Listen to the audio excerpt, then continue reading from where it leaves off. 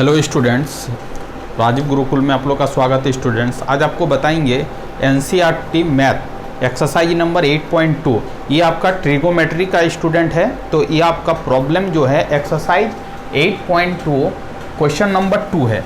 4 objective दिया गया है। इस तरह का ऑब्जेक्टिव स्टूडेंट आपका एग्जाम में आने की संभावना बहुत ज़्यादा है, तो इस तरह का ऑब्जेक्टिव को हम कैसे सॉल्विंग करेंगे और लास्ट में शॉर्ट टेक्निक भी बताएंगे कि शॉर्ट टेक्निक से आप कैसे सॉल्विंग करोगे विद इन द 1 सेकेंड। चलो देखते हैं। अब देखो स्टूडेंट, ये आपका प्रॉब्लम क्या है, 2 10 30 degree dividing by 1 plus 10 square 30 degree. सबसे पहले समझना है कि 10 30 डिग्री का वैल्यू क्या होता है। यदि 10 30 डिग्री का वैल्यू आपको पता हो जाएगा तो आप इस प्रॉब्लम को आराम से सॉल्विंग कर सकते हो बेसिक कॉन्सेप्ट का इम्प्लीमेंट करके। चलो स्टूडेंट, 10 30 डिग्री का जो वैल्यू होता है 1 बाई क्या होता है, √3 होता है।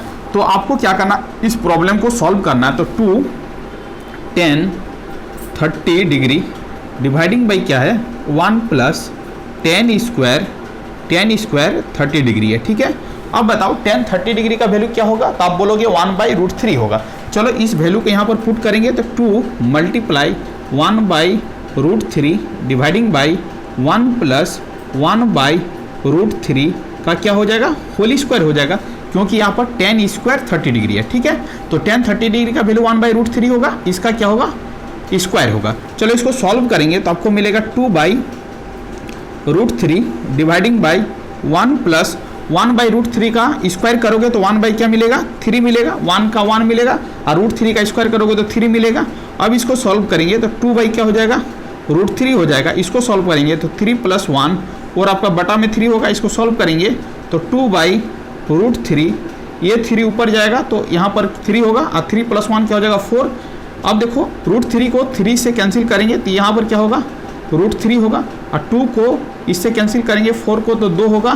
तो इसका मतलब ये आपका आ गया √3/2। अब बताओ कौन सा ऑप्शन होगा। यहाँ पर आपका √3/2 आया। √3/2 तो एक भी ऑप्शन में नहीं है, बट इस ऑप्शन को सॉल्व करना होगा। ए ऑप्शन को सॉल्व करेंगे तो आप बताओ साइन 60 डिग्री का वैल्यू क्या होता है, तो आप बोलोगे √3 क्या होता है, 2 होता है। इसका मतलब स्टूडेंट इस प्रॉब्लम का जो आंसर होगा वो क्या होगा, साइन 60 डिग्री होगा, क्योंकि आपका इस कंडीशन में जो वैल्यू निकल रहा है √3/2 निकल रहा है, और किस ऑप्शन में आपका √3/2 आएगा, तो साइन 60 डिग्री में √3/2 आएगा।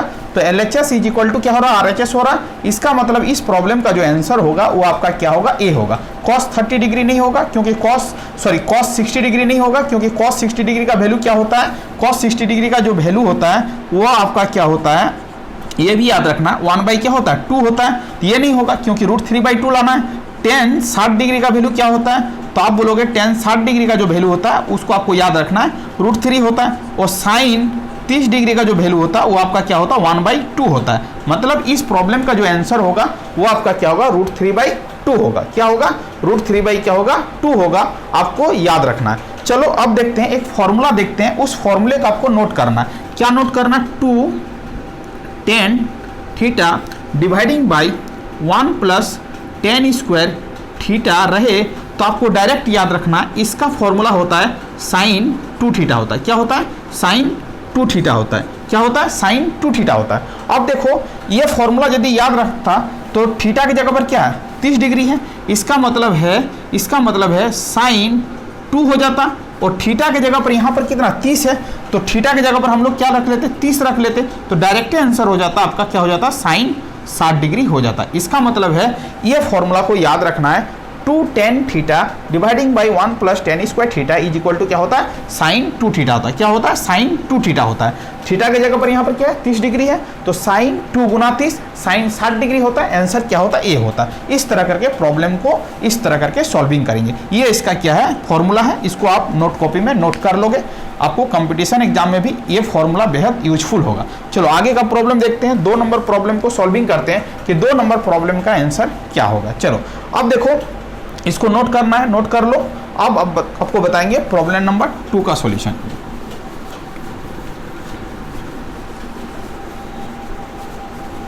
अब देखो प्रॉब्लम नंबर 2 क्या बोल रहा है। प्रॉब्लम नंबर 2 आपका है क्या है, आपका 1 minus 10 square 45 degree dividing by 1 plus 10 square क्या है, 45 डिग्री है। ठीक है, अब देखो इसको सॉल्व करो। तो आपका 1 हो जाएगा।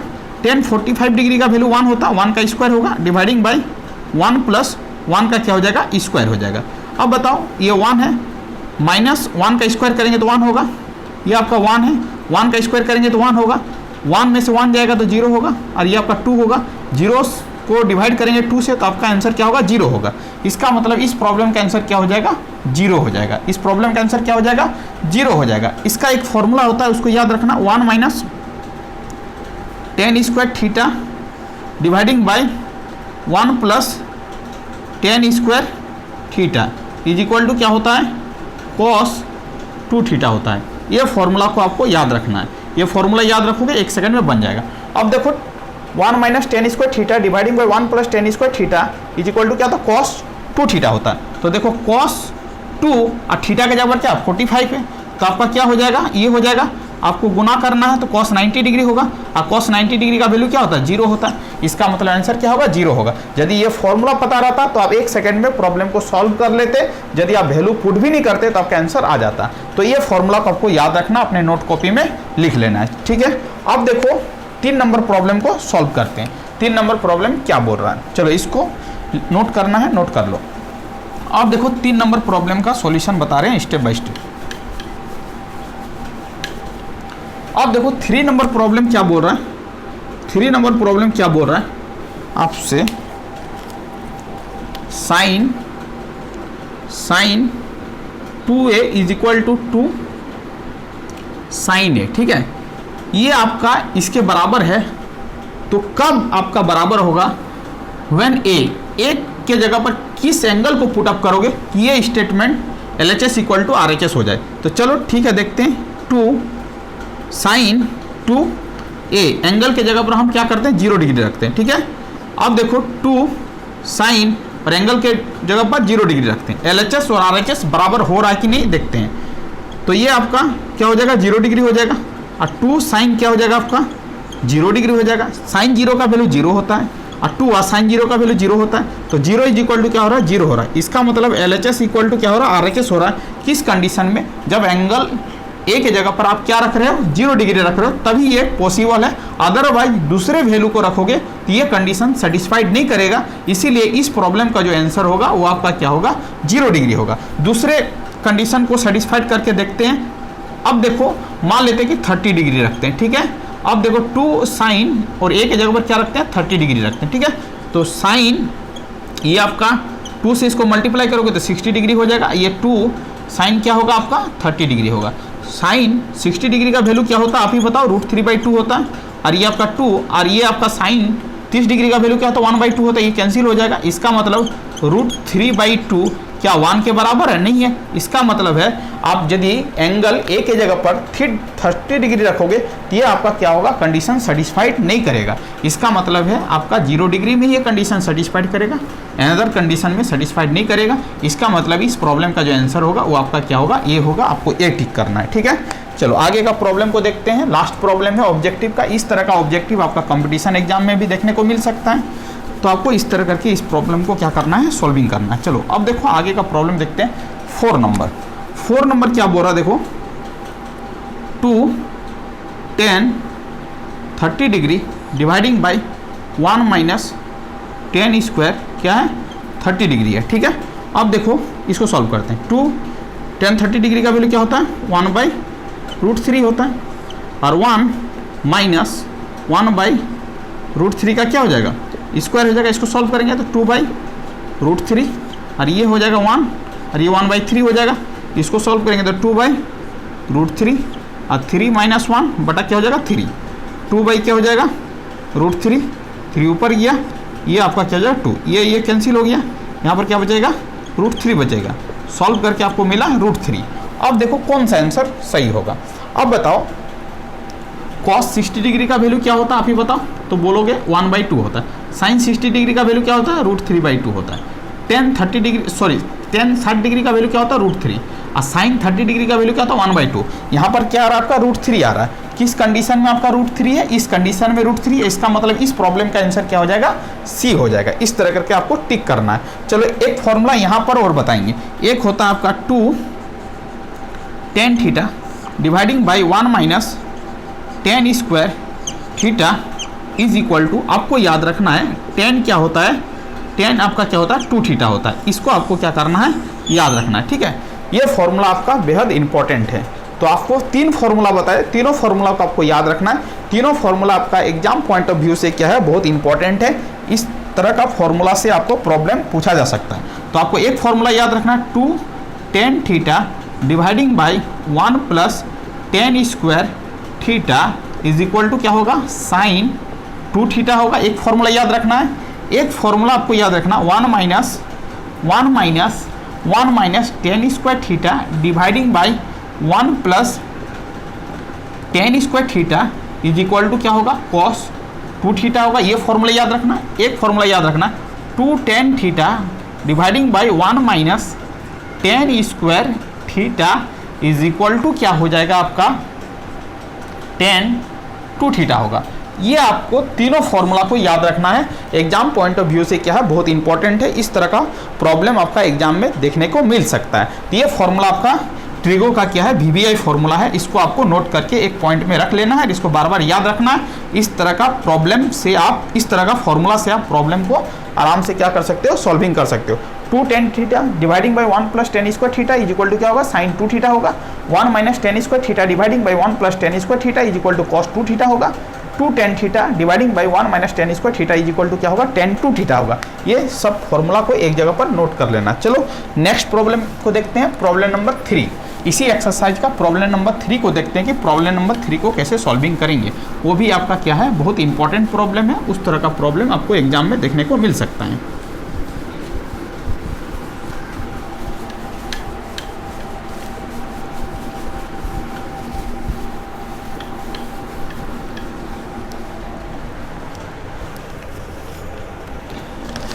अब देखो प्रॉब्लम नंबर 3। प्रॉब्लम नंबर 3 क्या है, इसी एक्सरसाइज का बोल रहा है tan a plus B is equal to दिया गया है √3। ठीक है, and tan a minus B is equal to दिया गया 1/√3। ठीक है, अब दिया गया कुछ कंडीशन दिया गया है, a प्लस बी ये दिया गया है। ठीक है, a ग्रेटर देन b दिया गया है। बोल रहा है फाइंड a एंड b। ठीक है, इस तरह का प्रॉब्लम आपको एग्जाम में देखने को मिल सकता है। Find the angle a and b, ये दो एंगल वैल्यू को फाइंड आउट करने बोल रहा है, a और b का वैल्यू क्या होगा। चलो ये प्रॉब्लम भी बेहद इंपॉर्टेंट है। इस तरह का प्रॉब्लम आपको सेमेस्टर एग्जाम में देखने को मिलेगा, आपको कंपटीशन में मिलेगा, और आपका बोर्ड एग्जाम में भी इस तरह का प्रॉब्लम देखने को मिलेगा। इस तरह का प्रॉब्लम को कैसे सॉल्विंग करेंगे, उस स्टेप को फॉलो करेंगे। चलो यहाँ पर देखो tan a plus B is equal to क्या है आपका, √3 है। ठीक है, tan a प्लस बी, अब बताओ √3 किसका वैल्यू होगा tan में, तो आप बोलोगे कि tan 60 डिग्री का जो वैल्यू होगा वो आपका क्या होगा, √3 होगा। यहाँ पर tan है, यहाँ पर tan है, tan कैंसिल हो जाएगा, तो आप बोल सकते हैं a plus B is equal to क्या हो जाएगा, 60 डिग्री हो जाएगा। इसको हम लोग इक्वेशन 1 कंसीडर करेंगे। ठीक है, चलो अब आगे का इक्वेशन को लेते हैं। एक इक्वेशन है आपका tan a minus B is equal to क्या है, 1/√3 है। ठीक है, तो tan a माइनस बी, अब बताओ 1/√3 किसका वैल्यू होगा, तो आप बोलोगे tan 30 डिग्री का वैल्यू होगा। तो आपको क्या करना, tan 30 डिग्री लिखना है। tan और tan कैंसिल हो जाएगा, तो a minus B is equal to क्या हो जाएगा, 30 डिग्री हो जाएगा। इसको मानेंगे हम इक्वेशन 2। ठीक है, अब इक्वेशन 1 और इक्वेशन 2 को ऐड करेंगे और a और b का वैल्यू को फाइंड आउट करेंगे। Equation 1 add equation 2 we get क्या मिलेगा, देखते हैं। अब देखो a प्लस बी का वैल्यू क्या है, a plus B is equal to क्या है, 60 डिग्री है, और यहाँ पर a माइनस बी का वैल्यू क्या है आपका, 30 डिग्री है। चलो दोनों इक्वेशन को ऐड करते हैं। तो देखो ये प्लस है, ये माइनस, ये कैंसिल हो जाएगा। a और a को ऐड करेंगे तो क्या होगा, 2a होगा। 60 डिग्री और 30 डिग्री को ऐड करेंगे तो 90 डिग्री होगा। अब यहाँ पर a इज इक्वल टू क्या हो जाएगा, 90 डिग्री भागा क्या हो जाएगा 2। इसको कैंसिल करेंगे तो आपको क्या मिलेगा, आप ही बताओ, 45 डिग्री मिलेगा। इसका मतलब a का जो एंगल आया वो आपका क्या आया, 45 डिग्री। इसका मतलब a का जो एंगल होगा वो आपका क्या होगा, 45 डिग्री होगा। चलो a का एंगल निकल गया, b का एंगल निकालेंगे। तो हम किसी भी एक इक्वेशन में उसका वैल्यू को पुट करेंगे, ठीक है। अब देखो a plus B is equal to कितना है, 60 डिग्री है। a का वैल्यू आपका 45 डिग्री आया, तो आप b का वैल्यू आराम से यहाँ से निकाल सकते हो। अब देखो b का वैल्यू क्या हो जाएगा, 60 डिग्री माइनस क्या हो जाएगा, 45 डिग्री। इसको सॉल्व करोगे तो आपको क्या मिलेगा, 15 डिग्री। इसका मतलब है a का एंगल कितना आया, 45 डिग्री, और b का एंगल कितना आया, 15 डिग्री। यही होगा इस प्रॉब्लम का क्या हो जाएगा, आंसर हो जाएगा। आप इस तरह बनाओगे तो आपको फुल में फुल नंबर मिलेगा। इसका मतलब एंगल ए क्या हो रहा, बी से बड़ा हो रहा, कंडीशन सेटिस्फाइड हो रहा, और ए और बी का जो जोड़ है वो 0 और 90 डिग्री के बीच में ही है, वो भी कंडीशन सेटिस्फाइड हो रहा है। इसका मतलब एंगल ए का वैल्यू 45 डिग्री होगा और एंगल बी का वैल्यू क्या होगा, 15 डिग्री होगा। ये प्रॉब्लम को यदि इस तरह बना दोगे तो आपको फुल में फुल नंबर मिलेगा। आपको नोट करना है स्टूडेंट, आप नोट कर सकते हो आराम से। ये आपका इस तरह का प्रॉब्लम आपका एग्जाम में पूछने की संभावना बहुत ही ज़्यादा है, बेहद इंपॉर्टेंट प्रॉब्लम है। एक्सरसाइज 8.2 का क्वेश्चन नंबर क्या है, 3 है। ये क्वेश्चन नंबर 3 का आपका क्या है, यहाँ से आपका क्या है, सॉल्यूशन है। आप यहाँ से यहाँ तक क्या कर सकते हो, सॉल्यूशन कर सकते हो। अब देखो इसी एक्सरसाइज का लास्ट प्रॉब्लम है, वो भी आपका ट्रू एंड फॉल्स स्टेटमेंट को चेक करना है कि कौन सा स्टेटमेंट ट्रू है और कौन सा स्टेटमेंट फॉल्स है। तो चलो देखते हैं, 5 प्रॉब्लम दिया गया, पांचों प्रॉब्लम को बेहतरीन ढंग से समझते हैं कि पांचों प्रॉब्लम का सॉल्यूशन क्या होगा, स्टेप बाय स्टेप देखते हैं। चलो अब देखो 4 नंबर प्रॉब्लम को देखते हैं स्टूडेंट, इस एक्सरसाइज का लास्ट प्रॉब्लम, ठीक है। अब देखो state whether the following are true and false, justified your answer. मतलब जो स्टेटमेंट दिया गया है वो स्टेटमेंट आपका ट्रू है कि फॉल्स है, आपको देख के बताना है कि ट्रू है कि फॉल्स है। State whether the following are true and false, justify your answer. आप आंसर को जस्टिफाइड करो। चलो ठीक है, क्या है, ये एक स्टेटमेंट दिया गया है, बोल रहा है कि जो आपका ये स्टेटमेंट गिवन है ये आपका ट्रू है। तो चलो देखते हैं ट्रू है कि फॉल्स है। चलो देखते हैं कि sine bracket a plus B is equal to sine A plus sine B, ये आपका स्टेटमेंट सही है कि गलत है। चलो देखते हैं, ए के जगह पर स्टूडेंट हम पुट अप करते हैं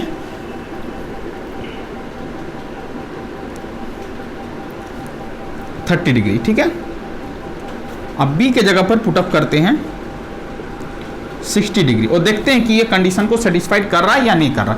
यदि नहीं करेगा तो स्टेटमेंट गलत हो जाएगा, यदि करेगा तो सही होगा। देखते हैं साइन ए के जगह पर 30 डिग्री, अब बी के जगह पर हम लोग रखे हैं 60 डिग्री। अब बताओ साइन ए के जगह पर क्या होगा, 30 डिग्री होगा, और बी के जगह पर क्या होगा, 60 डिग्री होगा। तो ये आपका क्या हो गया, साइन ऐड करेंगे तो 90 हो जाएगा, और ये आपका क्या होगा, साइन 30 डिग्री, और ये स्टूडेंट क्या होगा, साइन 60 डिग्री होगा। 90 डिग्री का वैल्यू 1 होता है, 30 डिग्री का वैल्यू 1/2 होता है, 60 डिग्री का वैल्यू √3/2 होता है। सॉल्व करेंगे तो 1 प्लस √3 क्या होगा, 2 होगा, और ये आपका क्या 1 है, तो ये 1 हो गया, ये आपका क्या है 1 है, और ये हो जाएगा आपको ऐड करना 1 प्लस 1.732 हो जाएगा, √3 का वैल्यू ये 2 हो जाएगा। 1 इज इक्वल टू 2.732, ये 7 है, डिवाइडिंग बाई क्या होगा 2 होगा। 1 इज इक्वल टू 1. ये आया, क्या ये बराबर है, नहीं बराबर है। इसका मतलब है ये स्टेटमेंट आपका क्या है, फॉल्स है, क्योंकि ये कंडीशन आपका सेटिस्फाइड नहीं कर रहा है। तो आप बोल सकते हो कि ये आपका स्टेटमेंट क्या है, आपका फॉल्स है। स्टेटमेंट क्या है, फॉल्स है। इसका मतलब है ये आपका फॉर्मूला नहीं होगा, sine A plus B is equal to sine A plus B, ये आपका स्टेटमेंट क्या है, फॉल्स है, क्योंकि LHS RHS के बराबर नहीं हो रहा है। तो आपका ये जस्टिफाइड हो गया, ये स्टेटमेंट क्या है, गलत स्टेटमेंट है, तो ये आपका क्या हो गया, फॉल्स हो गया। चलो अब देखो दूसरा नंबर स्टेटमेंट को देखते हैं, दूसरा पॉइंट को देखते हैं, क्या बोल रहा है, the value of sine theta increases as theta increases, the value of sin theta increases as theta increases। यदि थीटा को बढ़ाएंगे तो क्या साइन थीटा का वैल्यू बढ़ेगा, तो देखते हैं, चलो अब देखते हैं।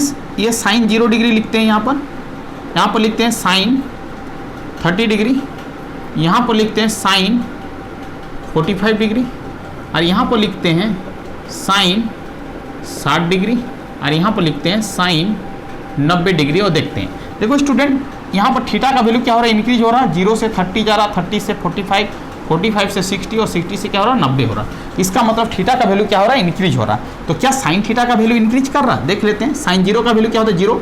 साइन 30 का वैल्यू 1/2। साइन 45 का वैल्यू जो होता है 1/√2 होता है। साइन 60 डिग्री का वैल्यू √3/2 होता है। और साइन 90 डिग्री का वैल्यू क्या होता है, 1 होता है। देखो 0 से ये क्या हो रहा है, बढ़ रहा है, 0 से बढ़ रहा है, फिर 1/2 से ये भी बढ़ रहा है, उसके बाद ये भी बढ़ रहा, इसके बाद ये भी बढ़ रहा। तो ये क्या हो रहा है, जब हम थीटा को इंक्रीज कर रहे हैं तो साइन थीटा के भी वैल्यू क्या हो रहा है, इंक्रीज हो रहा है। 0 से कहाँ पहुँच गया, 1 हो गया।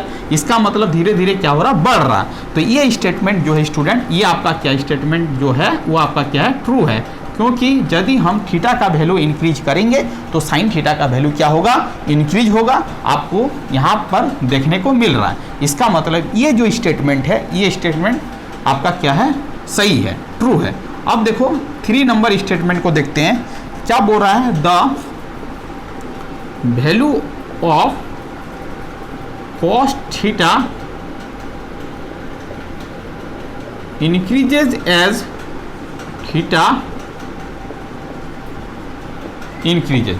चलो देखते हैं, साइन थीटा की जगह पर अब क्या दिया गया, कॉस थीटा दिया गया। देख लेते हैं, आपका ये आपका कॉस 0 डिग्री है, ये आपका क्या कॉस 30 डिग्री है, ये आपका क्या कॉस 45 डिग्री है, ये आपका क्या है कॉस 60 डिग्री है, और ये आपका क्या है कॉस 90 डिग्री है। ठीक है, ध्यान दो, समझो। देखो यहाँ पर थीटा क्या हो रहा है, इंक्रीज कर रहा है कि ना, बताओ। 0 से 30, 30 से 45, 45 से 60, 60 से 90 हो रहा है। थीटा तो इंक्रीज कर रहा है। क्या कॉस थीटा का वैल्यू इंक्रीज कर रहा है, देख लेते हैं। कॉस 0 का वैल्यू क्या होता है, 1 होता है। कॉस 30 डिग्री का वैल्यू क्या होता है, हाफ होता है। देखो 1 से हाफ हो गया, मतलब क्या कर रहा है, डिक्रीज कर रहा है, इंक्रीज तो नहीं कर रहा है। ये आपका क्या हो गया, 1/√2 हो गया। ये आपका क्या होता है, √3/2 होता है। और cos 90 का वैल्यू क्या होता है, 0 होता है। तो ये इससे क्या हो जाएगा, छोटा हो जाएगा। फिर ये आपका क्या हो जाएगा, फिर आपका यहाँ पर क्या कर रहा है, डिक्रीज कर रहा है कि नहीं, बताओ, डिक्रीज कर रहा है। फिर आपका क्या कर रहा है, ये आपका क्या हो रहा है, ये आपका क्या हो रहा है, बताओ। सॉरी, यहाँ पर गलत हो रहा है, ये वैल्यू ठो हम गलत लिख रहे हैं, एक सेकंड रुक। यह होता है आपका √3/2 होता है। ठीक है, ये आपका होता है 1/√2 होता है। ठीक है, और ये होता है आपका 1/2, देख लेना। ठीक है, तो देखो इस वैल्यू से ये आपका डिक्रीज कर रहा है, फिर इससे ये डिक्रीज कर रहा है, ये आपका फिर इससे डिक्रीज कर रहा है, और एकदम डिक्रीज हो रहा है। मतलब थीटा यदि बढ़ रहा है तो कॉस थीटा का वैल्यू क्या हो रहा है, इंक्रीज के जगह पर क्या हो रहा है, डिक्रीज हो रहा है। क्योंकि cos 0 का वैल्यू 1 होता है, cos 30 डिग्री का वैल्यू √3/2, cos 45 डिग्री का 1/√2, cos 60 डिग्री का वैल्यू 1/2, और cos 90 डिग्री का वैल्यू क्या होता है, 0 होता है। ये इंक्रीज नहीं होके ये वैल्यू क्या हो रहा है, डिक्रीज कर रहा है। जब थीटा को इंक्रीज कर रहे हैं तो cos थीटा का वैल्यू क्या हो रहा है, डिक्रीज हो रहा है। तो यहाँ पर इंक्रीज दिया गया है, तो स्टेटमेंट क्या है, ट्रू है कि फॉल्स है। तो आप बोलोगे कि सर ये स्टेटमेंट जो है आपका क्या है, फॉल्स है। ये स्टेटमेंट जो है आपका 3 नंबर का जो स्टेटमेंट है वो फॉल्स है। 2 नंबर का स्टेटमेंट आपका क्या ट्रू है, और फर्स्ट नंबर का स्टेटमेंट क्या है, फॉल्स है। चलो अब नेक्स्ट प्रॉब्लम को देखते हैं कि नेक्स्ट प्रॉब्लम का सॉल्यूशन क्या होगा।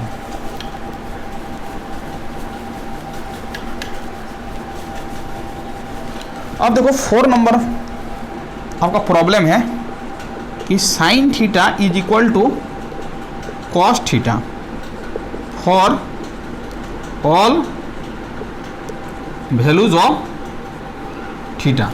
अब बताओ student, sine theta is equal to cos theta for all values of theta. All values of theta के लिए क्या ये सही स्टेटमेंट है, चेक कर लेते हैं। चलो, साइन थीटा के बाद 0 रखते हैं, ठीक है, और यहाँ पर भी क्या रखते हैं, 0 रखते हैं। साइन 0 का वैल्यू क्या होगा, 0 होगा, और cos 0 का वैल्यू क्या होगा, 1 होगा।